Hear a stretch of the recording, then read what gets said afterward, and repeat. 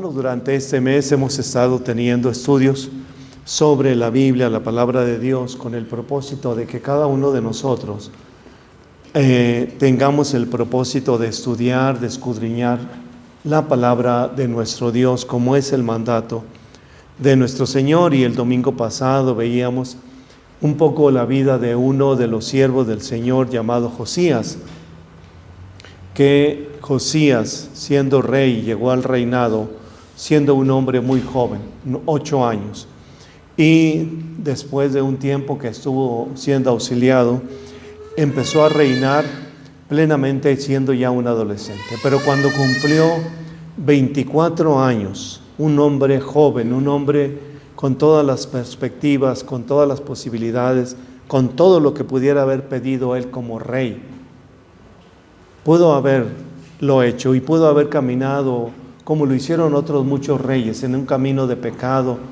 de satisfacciones personales, de desenfreno y de todas las cosas malas. Y sin embargo, él fue un joven que desde esa temprana edad decidió servir a Dios, obedecer a Dios, y mandó que el templo que estaba destruido, que estaba olvidado, fuera reconstruido, arreglado.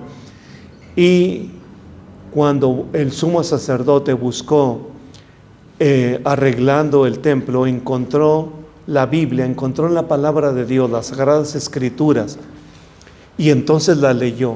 Después de casi 60 años de que el templo había estado cerrado, de más de 60 años de que el templo había estado cerrado, empolvado, agrietado, las maderas destruidas, el metal también oxidado, este joven volvió a que se reabriera el templo.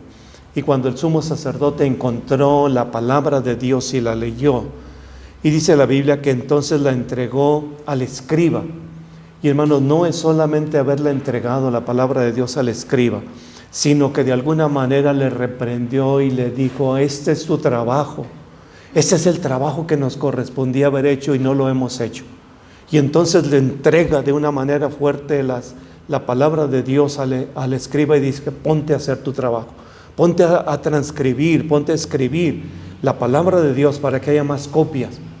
Y luego la lleva al rey, siendo el rey un joven Josías. Y cuando le leyeron la palabra de Dios, inmediatamente dijo: que la palabra de Dios sea dada a conocer a todo el pueblo.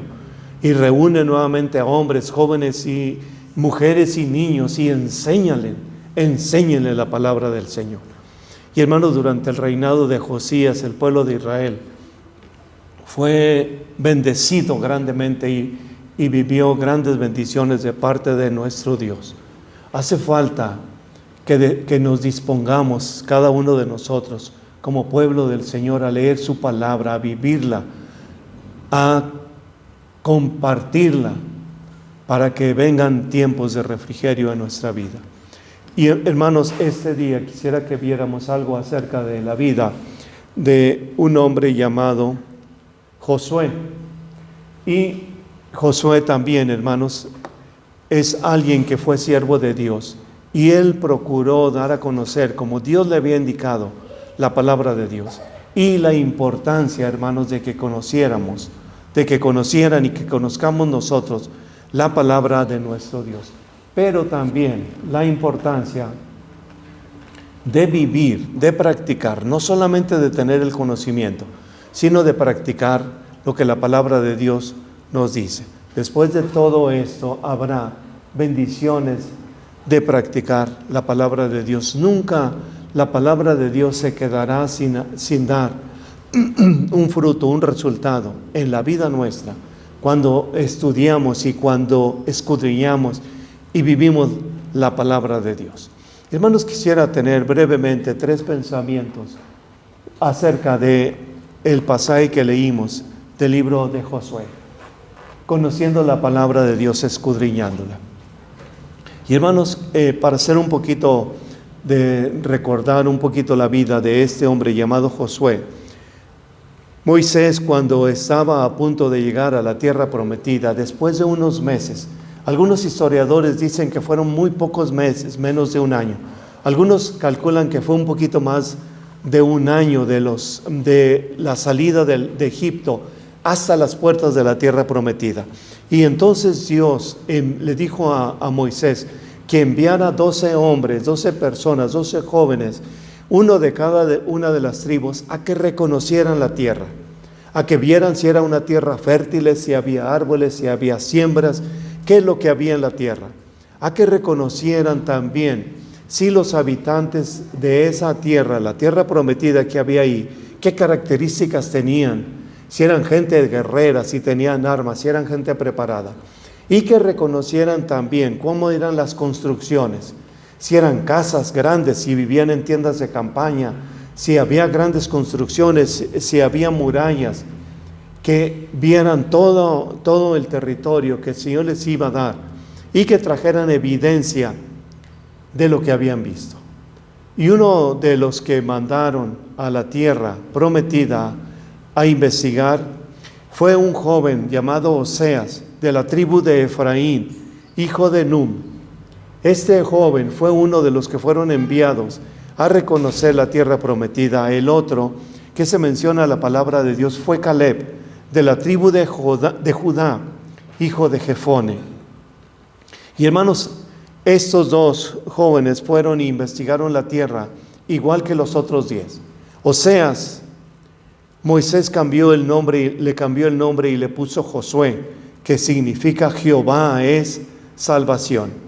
Y hermanos, después de estar 40 días reconociendo toda la tierra prometida, aquellos 12 jóvenes regresaron trayendo evidencia de lo que había. Y traían unos racimos de uvas tan grandes, tan extremadamente grandes, que tenían que traerla entre 2 hombres colgando de un palo.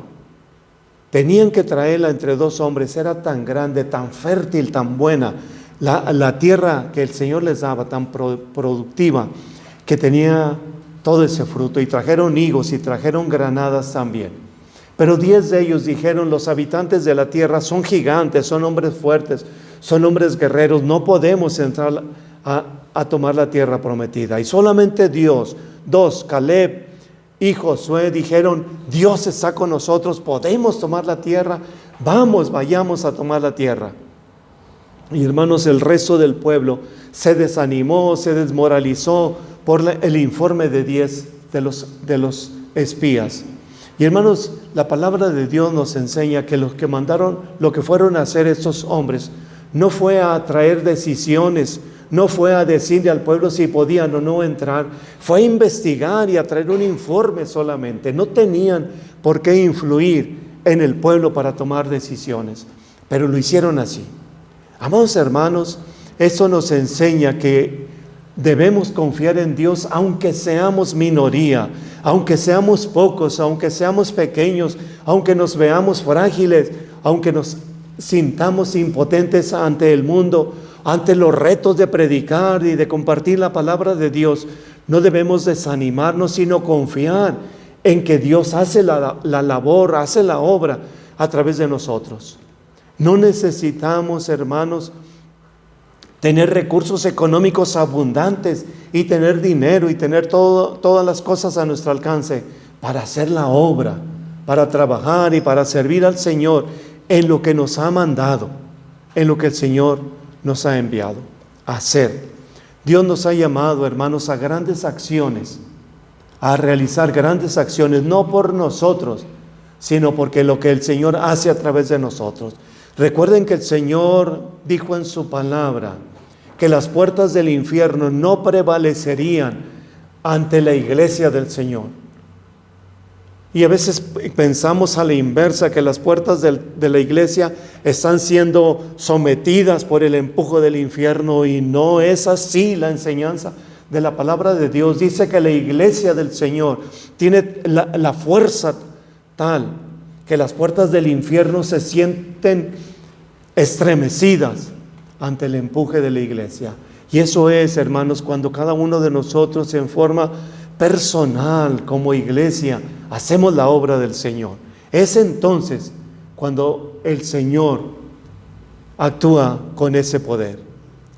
10 de ellos no quisieron entrar, fueron derrotados antes de entrar en batalla siquiera. Uno de ellos fue Josué. Otro aspecto en la preparación y la enseñanza de Josué es cuando acompaña a Moisés a recibir las tablas de la ley. Dios le dijo a Moisés que subiera al monte y que allá en aquel lugar Dios le entregaría las tablas de la ley. Y Moisés subió al monte y estuvo 40 días, y Josué le acompañó hasta cierto lugar. Y Moisés fue más adelante, y ahí estuvo en comunión con Dios, hablando con el Señor, recibiendo la instrucción, escuchando la voz de Dios. Y hermanos, la Biblia no menciona, pero creo yo que la distancia entre Moisés y Josué no era tanta que Josué, quiero pensar que escuchaba la voz de Dios, escuchaba cuando Dios hablaba con Moisés y cuando le daba instrucciones y le tenía lo que tenía que hacer. Igual que Moisés estuvo todo ese tiempo sin alimento y sin tomar agua, solamente en comunión con el Señor. Y he dicho muchas veces, y así está la palabra de Dios, no da detalles, pequeños detalles, salvo en algunos casos sí lo da, pero en la mayoría de lo que la palabra de Dios enseña, solamente son principios. Pero yo, perdónenme, discúlpenme que quiera pensar que cuando Moisés bajaba con las 2 tablas, dice la Biblia que fueron 2 tablas de piedra, escritas por el dedo de Dios por los 2 lados. Las 2 tablas tenían la escritura de Dios por los 2 lados. Y cuando Moisés baja con aquellas grandes tablas, pesadas tablas de piedra, y se encuentra con Josué, quiero pensar, hermanos, que Josué, un joven, un casi adolescente, le pregunta: ¿qué es? ¿Qué es lo que te dijo Dios? ¿Qué te entregó? ¿Qué traes ahí, Moisés? Y me imagino a Moisés recargando las tablas en algún lugar o sosteniéndolas y diciéndole: mira lo que dice el Señor, lo que nos dice. Y el primer hombre después de Moisés de leer la Biblia, la palabra de Dios escrita, los 10 mandamientos, fue Josué. Y me imagino a Josué extasiado leyendo cada uno de los mandamientos, desde el primer mandamiento: no tendrás dioses ajenos delante de mí. Y el segundo mandamiento: no te harás imagen ni honrarás ni nada de lo que esté arriba en el cielo ni abajo de la tierra. Y el tercer mandamiento, ahí el Señor diciendo: acuérdate del día de reposo para santificarlo, es el cuarto. Y el tercero, se me escapa, hermanos, recuérdenmelo por favor. Honra el día de reposo, guardarás el día de reposo, es el tercero. Y el cuarto es, creo que lo anoté por aquí, déjenme recuerdo. El tercero es: no tomarás el nombre de Jehová tu Dios en vano. Y el cuarto es: acuérdate del día de reposo para santificarlo. Esos 4 mandamientos en relación con Dios, el hombre con Dios. Los siguientes 6 es en relación con las personas, como por ejemplo: honra a tu padre y a tu madre, que es el 5.º mandamiento. Y no cometerás adulterio, no matarás, no dirás falso testimonio, el 10.º. Leyéndolos Josué, extasiado leyendo la palabra de Dios. Y hermanos, no sé, la Biblia no dice qué tan emotivos serían aquellos hombres o qué tan emotivo sería leer la palabra de Dios por primera vez, pero yo creo que fue un gozo grande. Y cuando descienden del monte Moisés y Josué, y no sé, pero yo me imagino que si hubiera sido aquel joven, le hubiera dicho: Moisés, te ayudo, préstamela, yo quiero llevarlas contigo, yo quiero cargarlas también. Solamente son especulaciones, pero si yo hubiera sido, yo lo hubiera dicho.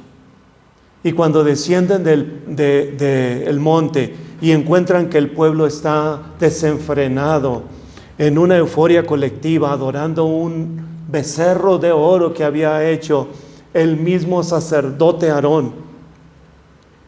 Y ante esa situación de pecado, Moisés se enoja.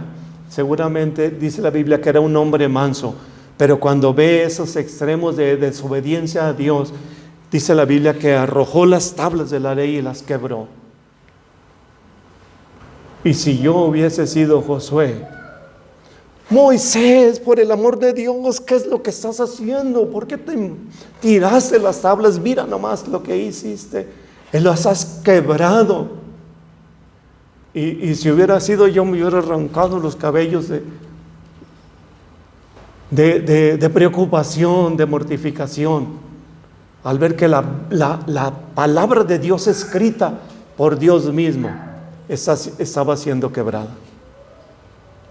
Todo eso vivió Josué. Y yo creo, hermanos, que pudo valorar de una manera grande la palabra de Dios que había escrito y que les había entregado, que no era la palabra de un hombre y que no eran las tradiciones humanas ni las pláticas humanas, sino la palabra de Dios escrita por el mismo Señor. Después Dios le repuso las tablas a Moisés, después le volvió a llamar y repusieron las tablas. No las escribió ya Dios, sino que el Señor dictó a Moisés lo que tenía que escribir y lo escribió por segunda vez. Amados hermanos, tenemos nosotros a nuestro alcance la palabra de Dios y tenemos a nuestra disposición para leerla, para conocerla, para estudiarla. Saben que la palabra de Dios desde entonces, desde que Dios la dictó y que fue escrita por los hombres, hubo lo que decía hace rato, los escribas, que se encargaron de transcribir y de hacer nuevas copias de la palabra de Dios. Y no era una sola copia, escribían y escribían copias y copias y copias de la palabra de Dios. Tanto que en el Nuevo Testamento ya había copias de la palabra de Dios en todas las sinagogas que había en Israel. No solamente en el templo, sino también en las sinagogas. Y saben que en el año 1945, en el territorio de Israel, andaban unos pastores de ovejas, y uno de ellos aventó una piedra y vio que cayó en un hoyo y que se fue la piedra hacia el fondo. Y cuando se acercaron ahí a ese lugar, empezaron a escarbar y vieron que eran unas grutas, que había una gruta, y entraron a ellas. ¿Y saben lo que encontraron ahí? Las tablas de la palabra de Dios, escritas ahí, que estaban guardadas en cántaros de barro. ¿Recuerdan ustedes que entonces se escribía en pieles de animales? Ahí escribieron la palabra de Dios en pieles de animales y la enrollaban, estaba enrollada. En todos esos cántaros estaba ahí guardada una copia de la palabra de Dios. Cuando la sacaron y la dieron a conocer a las autoridades, entonces todos los arqueólogos y científicos del mundo se fueron desesperados a ver y a analizar y a comprobar que lo que estaba escrito ahí fuera lo que ellos decían. Y los arqueólogos y los científicos no cristianos comprobaron perfectamente bien que lo que estaba escrito allí era una copia de la palabra de Dios. Y entonces cuando la sacaron y la corroboraron con las Biblias que ya estaban escritas en 1945, vieron letra por letra, palabra por palabra, y era la misma la palabra de Dios que estaba ahí, que había estado ahí guardada, esa copia de la palabra de Dios. Les llamaron los rollos del Mar Muerto, porque fue en esa región donde lo encontraron. Amados hermanos, los escribas, los que estaban encargados de escribir la palabra de Dios, escribieron y escribieron incansablemente la palabra de Dios. Y hoy nosotros, hermanos, tenemos la palabra de Dios a nuestro alcance, podemos leerla, podemos estudiarla, podemos vivirla en todo momento. Por eso, amados hermanos, la importancia de conocer, de estudiar la palabra de Dios. ¿Cómo conocemos a una persona? ¿Cómo nos conocemos nosotros, las personas, entre nosotros? Conviviendo. Cuando nos casamos, cuando dos personas se casan, que vienen de hogares diferentes y de culturas diferentes y a veces de nacionalidades diferentes, y que en el tiempo del noviazgo tan breve a veces que no se alcanzan a conocer bien, pero cuando se casan Y cuando empiezan a vivir juntos y cuando empiezan a acumular días y meses y años, se van conociendo cada vez mejor, cada vez más. Y a veces las expresiones del rostro que decimos, nuestra pareja o nosotros lo entendemos perfectamente bien. Y aún las microexpresiones, ¿verdad, hermana? Aún las microexpresiones que no son evidencias corporales, pero que nuestros ojos delatan lo que estamos diciendo, si es verídico o no, y muchas otras cosas, que los que han estudiado y los que ya han practicado eso, cuidado, porque inmediatamente no saben qué es lo que estamos diciendo. Aún en las microexpresiones, amados hermanos, podemos conocernos. ¿Cómo conocemos a Dios? ¿Cómo sabemos de cómo actúa Dios? ¿Cómo conocemos de por qué hace esto Dios? Y mucha gente se pregunta por qué Dios actúa así, por qué Dios no hace esto, por qué Dios no hace el otro, por qué Dios no me responde. Tanto que le he dicho, que le he pedido y Dios callado. Pero en ningún momento van a su palabra. Quieren una revelación angelical o de otro tipo. Pero es en la palabra de Dios en donde el Señor tiene la respuesta a todas nuestras preguntas, interrogantes o todo lo que hay en nuestra vida. ¿Por qué actúa Dios así? Pongamos alguna situación de lo que vivimos actualmente. Y si vamos a la palabra de Dios, ahí encontraremos por qué actúa Dios de esa manera. Tan importante, hermanos, entonces, de conocer la palabra de Dios, de estudiar la palabra de Dios. Quiero pasar a un segundo pensamiento, hermanos, que es viviendo las Sagradas Escrituras, practicando lo que la palabra de Dios nos dice. Y volviendo al pasaje, hermanos, del que estamos teniendo como base, Moisés terminó su ministerio y fue llamado por Dios y murió. Pero Dios llamó a Josué para que tomara el lugar de Moisés, dirigente del pueblo del Señor. Cambio de estafeta solamente. Y las promesas que Dios le había hecho a Moisés fueron las mismas promesas que le hizo a Josué, de que intervendría a su favor, de que lo bendeciría, que lo guiaría.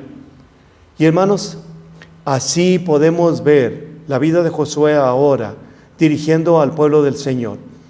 De alguna manera Josué ya tenía varios antecedentes o muchos antecedentes de cómo actuaba Dios, de cómo Moisés había recibido la respuesta de Dios, de cuando oraba Moisés, cómo hablaba Dios con él. Tenía Josué ya todo lo que estaba escrito por Moisés hasta ese momento. ¿Recuerdan qué fue lo que escribió Moisés? ¿Sí? ¿Qué más? El Pentateuco, los 5 primeros libros de la Biblia, Génesis, Éxodo, Levítico, Números y Deuteronomio, todos ellos los escribió Moisés. ¿En qué tiempo? Yo no sé, pero yo creo que durante los 40 años que estuvieron caminando por el desierto, cuando llegaban tal vez a descansar, a reposar, tal vez en las noches, tal vez en las madrugadas, Dios le hablaba a Moisés y le decía: levántate y ponte a escribir. Y el Señor, inspirando a Moisés, escribía desde el Génesis hasta el Levítico, Éxodo, Levítico y Deuteronomio. Todo ello. ¿Cómo supo Moisés de la creación del mundo? Pues porque Dios le instruyó. ¿Cómo supo lo que había venido sucediendo después, durante la caída del hombre en el huerto del Edén? ¿Cómo supo toda la historia? Hasta Abraham, los patriarcas, Isaac, Jacob, José, hasta llegar a Moisés.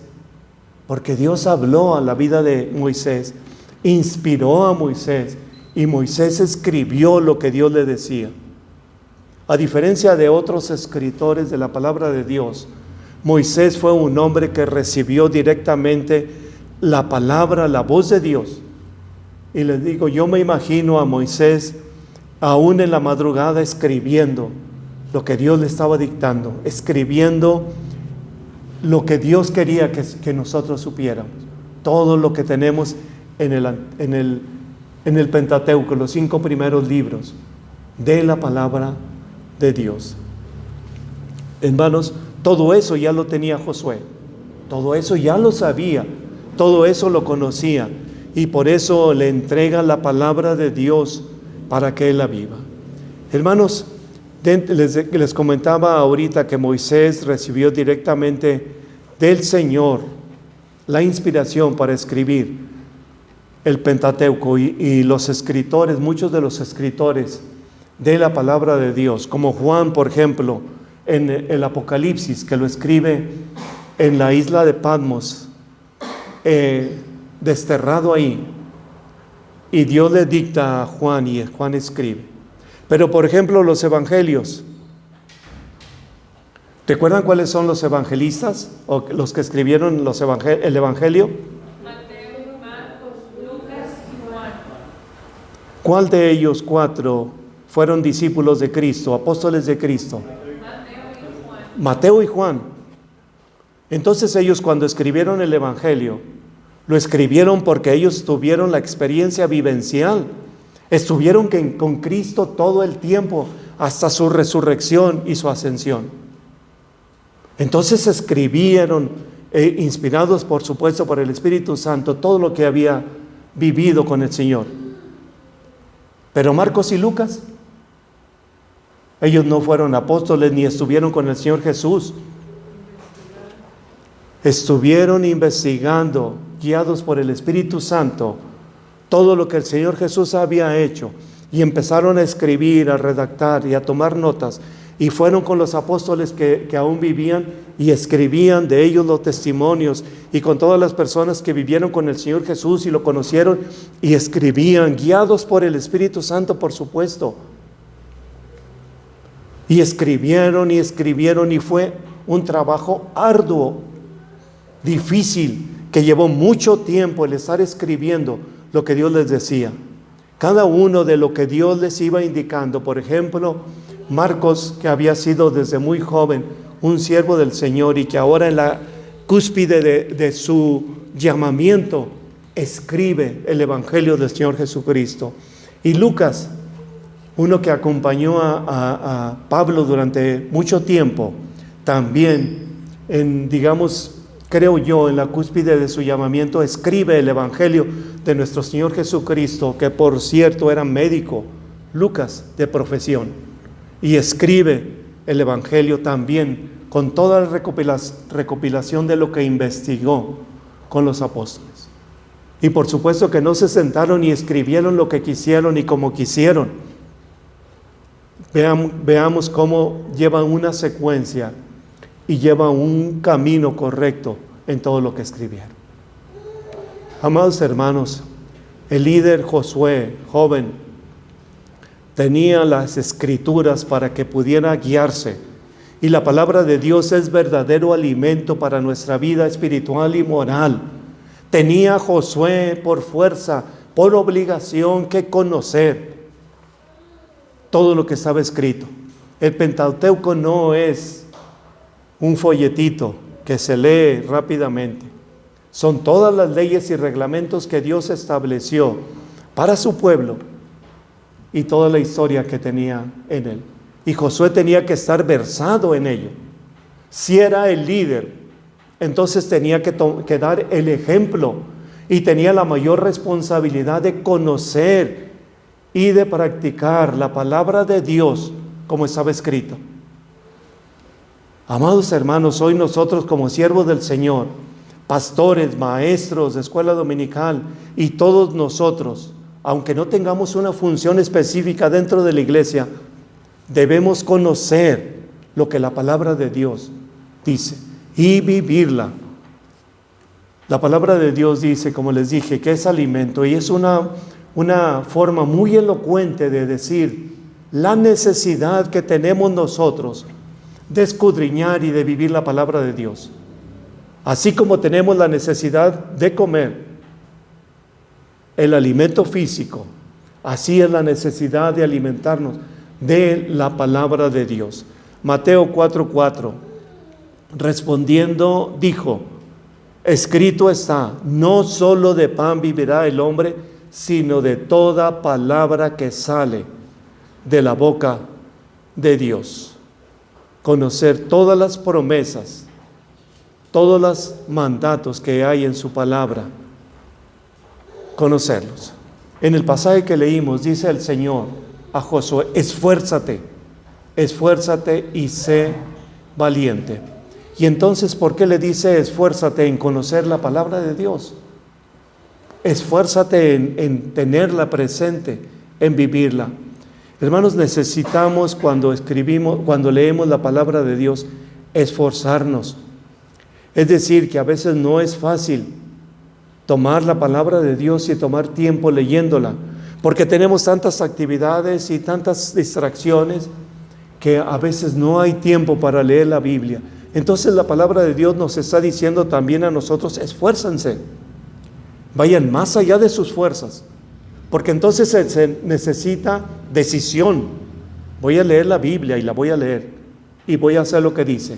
Se necesita dedicación, se necesita tiempo, se necesita dejar de hacer muchas otras cosas que hacemos para leer y para meditar, que escudriñar y vivir la palabra de Dios. Hermanos, hoy tenemos gran cantidad de adicciones. Hay gran cantidad de adicciones que distraen el tiempo que deberíamos utilizar para leer la palabra de Dios. Y discúlpeme, no quiero ofender a nadie, ni decir a nadie, señalar a nadie, por supuesto que no es mi intención. Pero a veces las redes sociales son tan fuertemente poderosas, las adicciones al celular, es tan fuerte que a veces los padres no ven los peligros que hay en estar viendo o consultando todo lo que hay. No porque consulten páginas obscenas o pecaminosas, no, por todo el tiempo y toda la enseñanza que lleva a eso. Hace tiempo una hermana me comentaba una experiencia de haber puesto a un niño, fue puesto para que viera la televisión, y eran unas caricaturas de unas imágenes, de unos muñequitos inofensivos, aparentemente, pero que el trasfondo de esa enseñanza era de personas depravadas sexualmente, y que estaban dando una enseñanza a niños pequeños a través de la televisión y a través de los celulares o de las computadoras. Por eso, amados hermanos, extrememos las precauciones en permitir a nuestros niños que el uso de todos estos. Pero no solamente a ellos, sino nosotros mismos. Porque si nuestro hijo nos ve que nos pasamos el día con el celular, y en vez de estarlo atendiendo o estarlo escuchando o estar viendo qué necesidades tiene o dándole de comer o cualquier otra cosa, estamos pegados al celular y no sabemos. Y cuando le digamos al hijo: ¿sabes qué, hijo? No vas a leer, no vas a ver el celular. Papá, pues tú te la pasabas pegado al celular. ¿Qué me vas a venir a mí a decir que deje de ver? No tienes la autoridad para decírmelo. Tengamos mucho cuidado, hermanos, porque aparentemente en algo que creemos que es inofensivo puede causar mucho daño a nuestros hijos, a nuestros niños. Y quiero decirles, hermanos, que también debemos tener mucho cuidado con todo lo que hay alrededor de los niños, los que son padres y los que serán algún día, con las amistades, con los compañeros de escuela, porque a veces les encargan un trabajo, una tarea y vámonos con los amiguitos o los compañeritos a la casa, a una casa, que no sabemos qué personas hay ni qué intenciones tienen, y que no son todos niños, que hay personas adultas ahí y que pueden dañar gravemente a un niño. Mucho cuidado. Si son tareas, pues que vengan aquí a la casa y a la vista de los papás que hagan la tarea. No tienen que irse a otros lugares. Incluso, hermanos, en los mismos libros de las escuelas primarias, vienen pues lecciones o ilustraciones acerca de situaciones que todavía muchos niños no están preparados para verlo.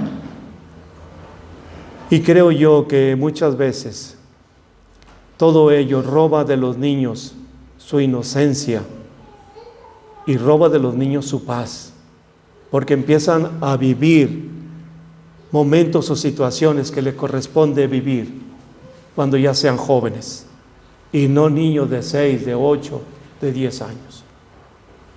Amados hermanos, vivimos en un mundo que ataca de una manera terrible a los niños. ¿Saben que el enemigo, cuando ataca a los adultos, lo hace ya de una manera que lo ha hecho siempre? Y a veces hasta decimos, el diablo no tiene imaginación, siempre con el mismo tipo de pecado.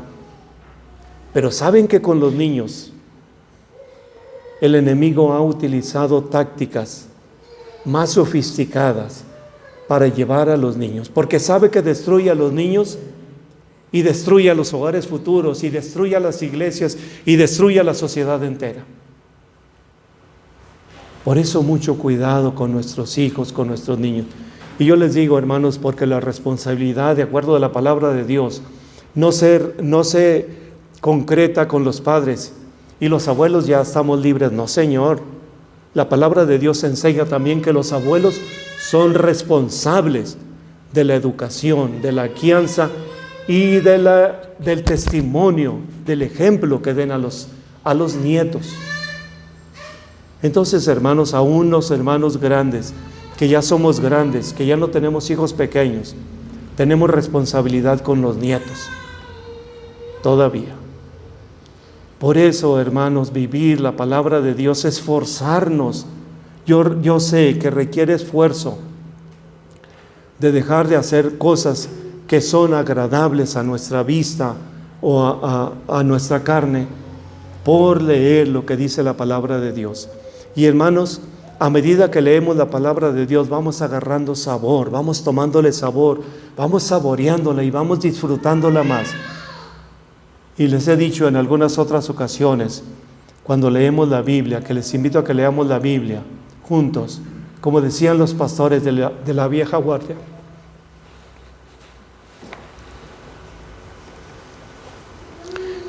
Como saboreando la palabra de Dios. Como saboreando la palabra de Dios.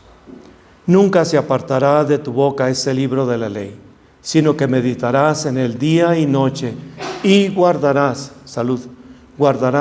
todo lo que en ella está escrito, porque entonces harás prosperar tu camino y todo te saldrá bien.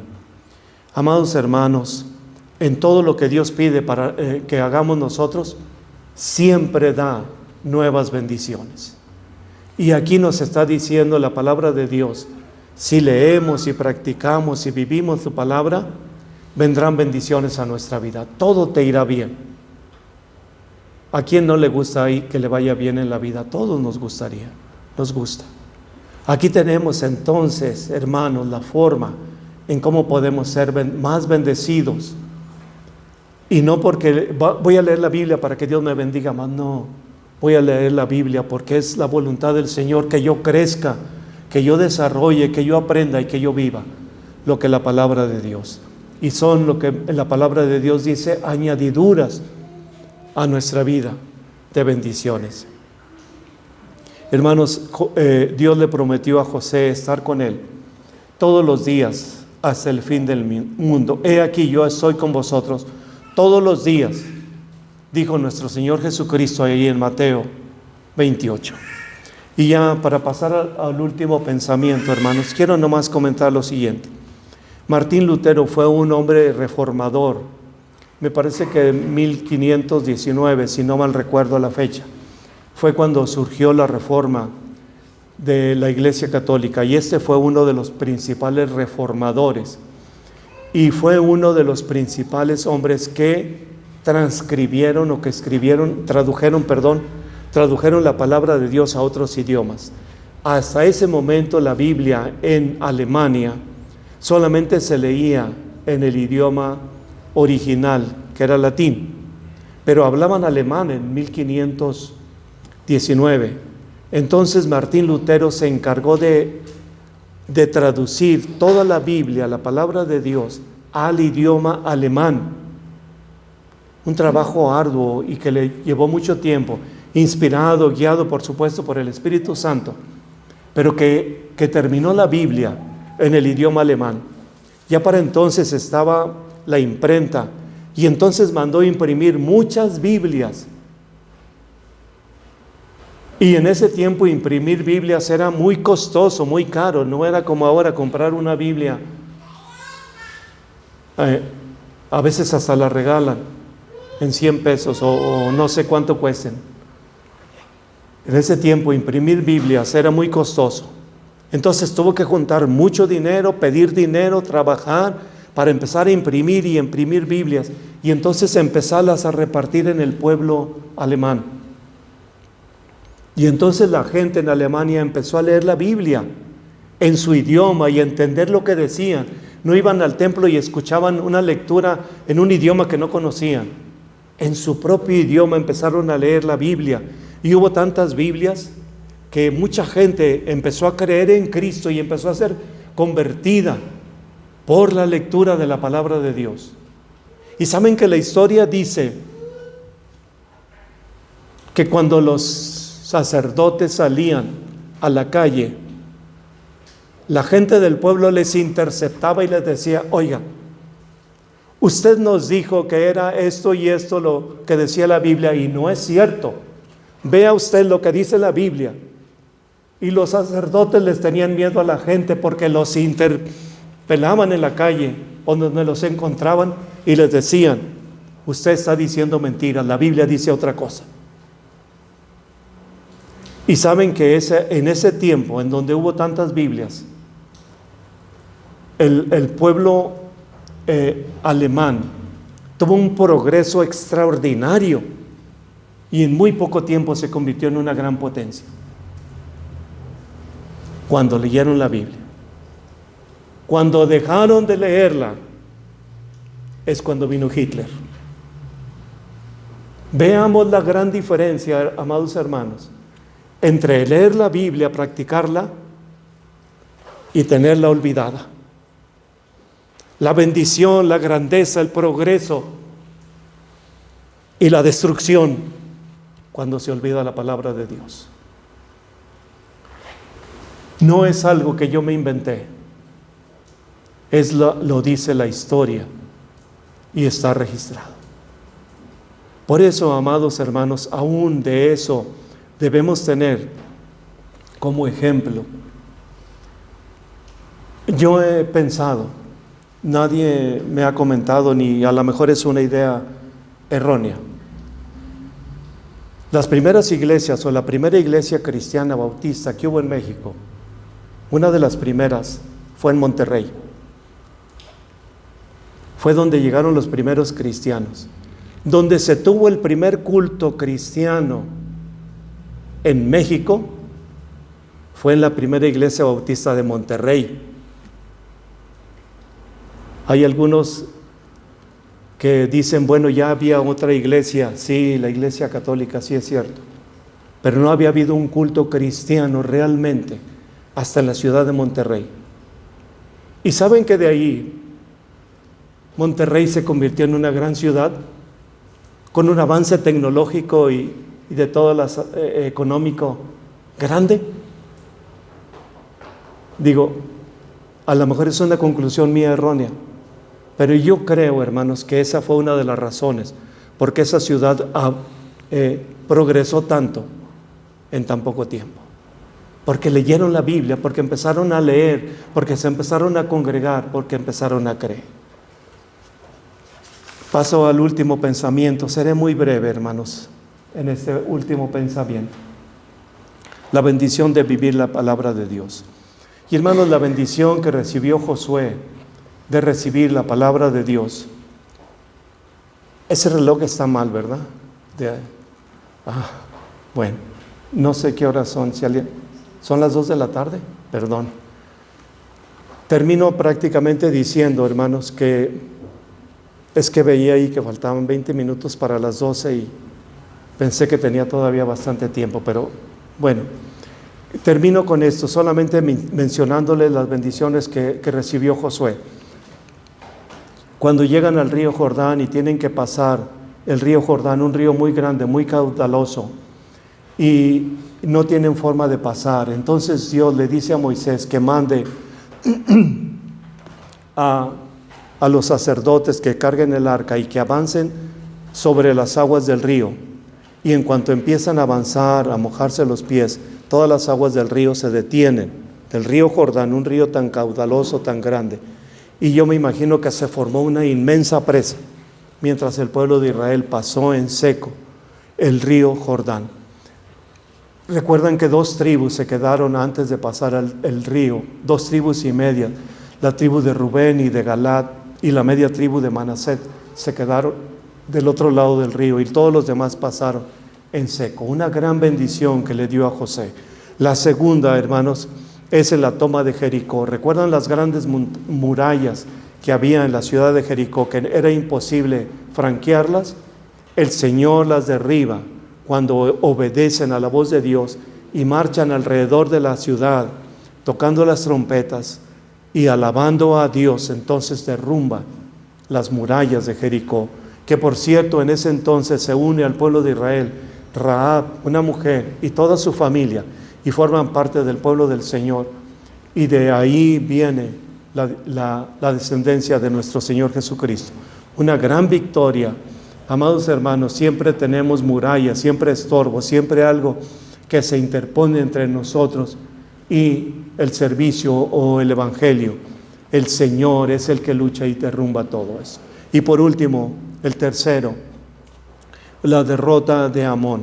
Se forma un complejo de 5 ejércitos que vienen contra el pueblo de Israel y contra Josué y un pueblo sin armas, desarmado, sin armas y sin forma de defenderse.